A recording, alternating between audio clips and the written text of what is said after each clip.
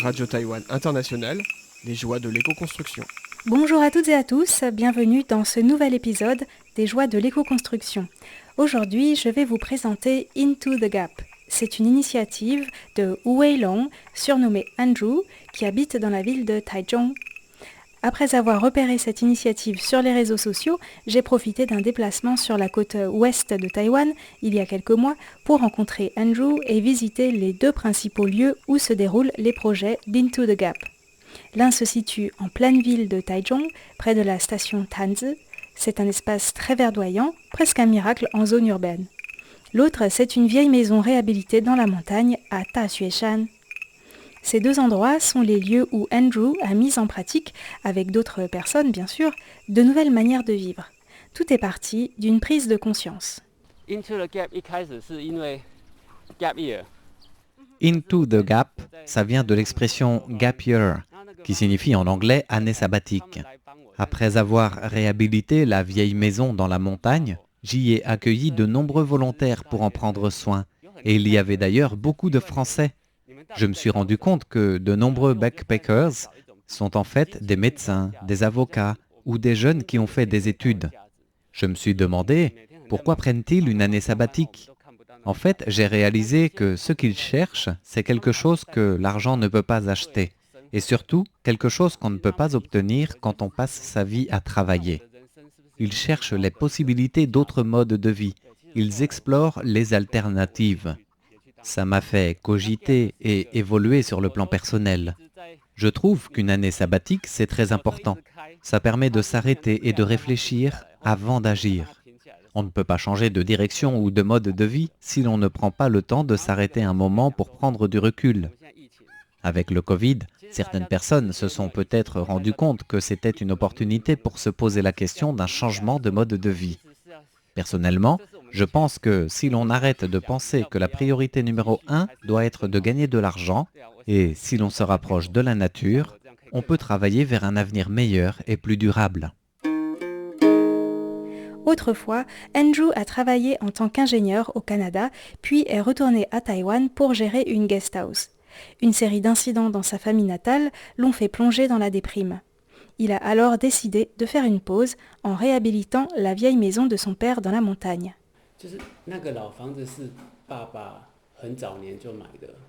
C'est mon père qui a acheté cette maison il y a une vingtaine d'années, mais il l'a finalement laissée à l'abandon. Quand j'ai décidé de la réhabiliter, elle était inhabitée déjà depuis plus de 10 ans. La végétation avait poussé à l'intérieur, il y avait des serpents, des gens y avaient jeté des déchets.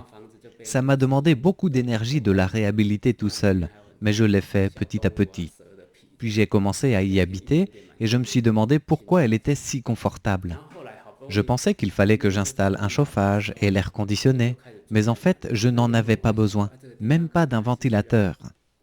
Entre-temps, en cours de permaculture, on a parlé d'architecture durable, de maisons passives, etc. Je me suis rendu compte que cette maison avait été construite en respectant ces principes, en termes d'orientation et de ventilation.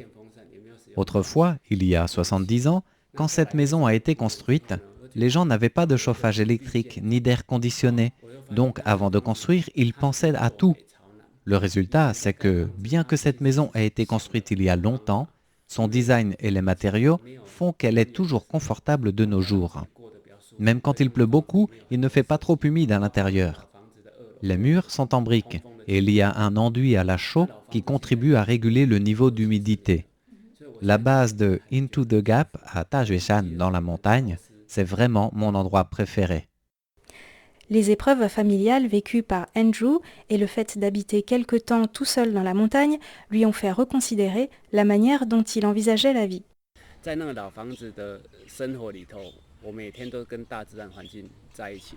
Je crois que j'étais autrefois une personne très angoissée et être en contact avec la nature tous les jours pendant un certain temps, cela m'a beaucoup aidé. Ça m'a guéri en quelque sorte. Des amis sont venus me voir et ils ont aussi trouvé cet endroit très confortable et chaleureux. C'est pour ça que je me suis dit que cet endroit pouvait être ouvert à d'autres. C'est important que la maison soit habitée, car elle s'abîme moins. Et les volontaires qui y résident temporairement peuvent prendre soin de l'environnement. Comme mon enfant et ma femme sont à Taichung, je ne peux pas m'installer définitivement dans la montagne, mais je viens une fois par semaine. Avec les volontaires, nous faisons des randonnées, nous faisons des pizzas et du pain dans le four en terre. Je ramène le pain à Taichung pour ma famille. Le bonheur que je ressens à Taxue-san, ça ne s'achète pas. C'est un bonheur que la nature nous offre. En plus de cette base dans la montagne, avec Into the Gap, Andrew voulait aussi prendre pied en ville parce que le nombre de personnes qui peuvent résider dans la montagne est après tout assez limité. Quelque temps après avoir suivi des cours en permaculture, une opportunité s'est présentée à Andrew, opportunité qu'il a su saisir. Il a découvert une paroisse qui possédait un très grand terrain près de la station Tanzi, dans une zone urbanisée, mais ce terrain était encore très verdoyant. Depuis 2 ans, avec la bénédiction du pasteur, Andrew a largement contribué à l'aménagement de cet endroit avec les volontaires d'Into the Gap.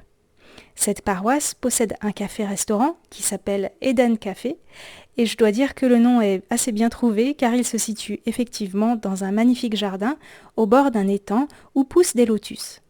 La particularité de ce café, c'est que la participation est libre et consciente.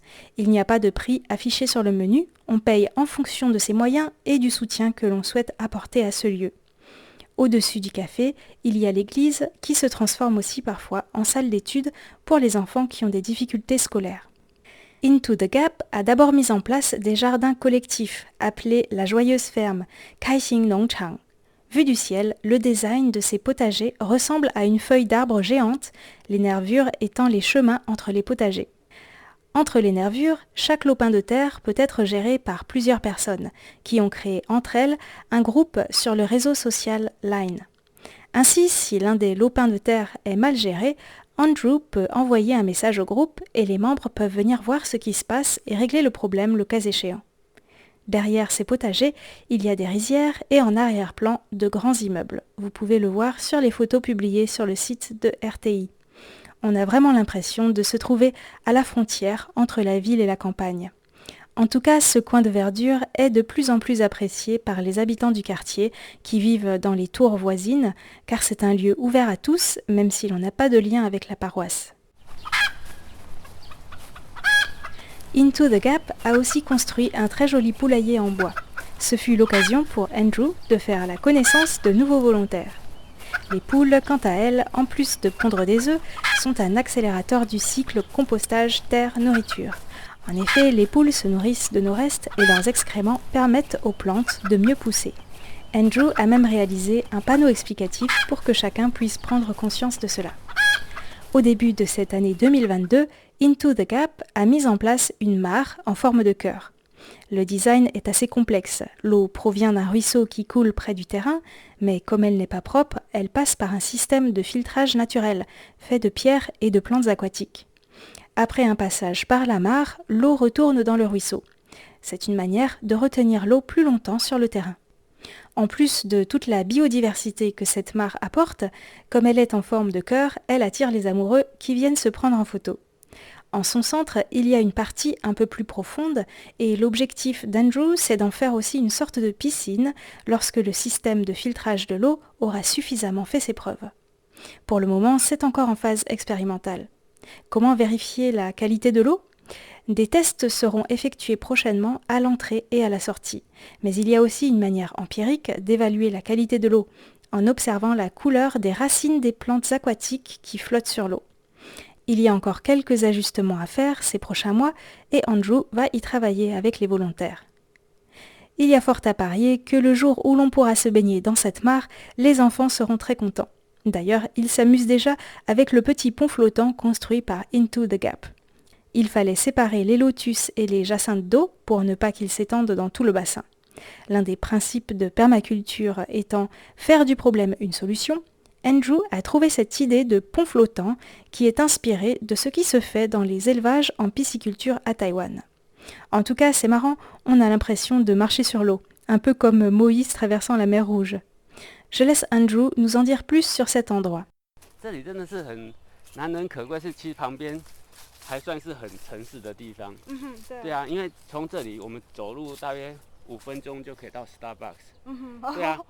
Ici, on est tout près de la ville. Il y a un café Starbucks à 5 minutes. La première fois que je suis venu, j'étais étonné qu'un tel endroit puisse exister. D'après Google Maps, j'étais en pleine zone urbaine et tout à coup, je suis tombé sur ce grand espace vert. J'ai connu cet endroit par le bouche à oreille. Auparavant, j'avais visité plusieurs endroits pour essayer de mettre en pratique ce que j'ai appris en cours de design en permaculture, mais c'est ici que j'ai eu envie de le faire. Le prêtre, bien sûr, n'a pas suivi de cours en permaculture, mais il est très sensible à la protection de l'environnement. Et mon rôle ici, c'est simplement de l'aider à en faire un peu plus. J'aime beaucoup ce que je fais dans la vieille maison dans la montagne, à Taxueshan. Mais c'est ici, en ville, que je peux toucher le plus de monde. De plus en plus de gens du quartier s'y intéressent et s'impliquent. Ça me donne de l'espoir. Ce à quoi tient le plus Andrew, c'est que le design en permaculture entre dans la vie quotidienne. Et pour cela, avoir une approche par la contrainte, en interdisant de faire ceci ou cela, n'est pas très efficace. D'après lui, le plus important pour donner envie aux gens de s'impliquer, c'est que les aménagements soient simples et pratiques, qu'ils apportent quelque chose de positif dans la vie. Ça tombe bien, Andrew est vraiment doué en design. Cela se voit dans la manière dont il a réhabilité la maison à Taxueshan et dans les aménagements du jardin d'Éden. Enfin, celui de Taichung, bien sûr. À propos de christianisme, Andrew pense que si l'on est croyant, la permaculture n'est pas sans lien avec le jardin d'Éden, dont les humains étaient censés prendre soin, mais qu'ils sont plutôt en train de détruire. Toutefois, d'après lui, rien ne nous empêche de devenir plus matures, de repenser nos modes de vie pour prendre soin de la terre. Andrew constate d'ailleurs que la plupart des gens qui se reconnectent à la nature sont souvent plus épanouis.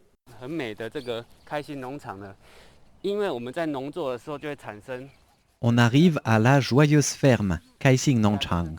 Vous voyez, il y a naturellement des feuilles coupées, des branches d'arbres tombées, etc. Tout cela, habituellement, c'est très embêtant. Il faut appeler la mairie pour s'en débarrasser. Mais grâce à la permaculture, j'ai découvert que cette matière organique, on peut en faire du compost. Ça redevient de la terre et on peut à nouveau planter des légumes, puis les manger. C'est un cycle. Donc, nous consacrons des espaces relativement grands au compost. Andrew et les volontaires mettent aussi parfois des plantes aquatiques au compost quand il y en a trop. En 6 mois environ, ils obtiennent un très bel humus. Les espaces à compost se transforment alors en potager. À la montagne Taxueshan, le terrain autour de la petite maison était composé de roches. Andrew l'a recouvert pendant 2 ans de matières organiques, de l'herbe, des feuilles mortes, des branches, etc. Résultat, c'est devenu de l'humus et désormais, les plantes y poussent très bien. Andrew ne l'aurait pas cru s'il ne l'avait pas fait. Il est dans une démarche d'exploration. En permaculture, il n'y a pas de recette toute faite. Il faut d'abord bien observer le milieu et les ressources disponibles avant de réfléchir au design. Le principe de permaculture qu'Andrew préfère, c'est petit et lentement. Commencer petit et avancer lentement permet de ne pas trop dépenser d'argent ni d'énergie. Si ce que l'on fait est juste, cela portera ses fruits, sinon on cherche à comprendre pourquoi et on adapte le design. C'est le principe observer et interagir.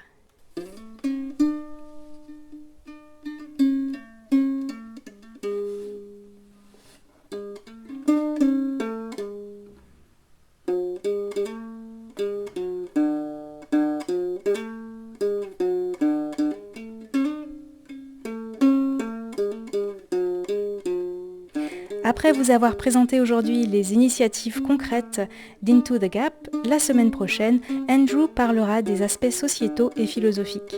Il sera rejoint dans la discussion par Florent Kakino, un Français qui habite depuis très longtemps à Taichung et dont la maison est la plus verte du quartier, voire même de tout Taichung. À ne pas manquer donc, je vous donne rendez-vous mardi prochain. En attendant, prenez bien soin de vous et de la Terre.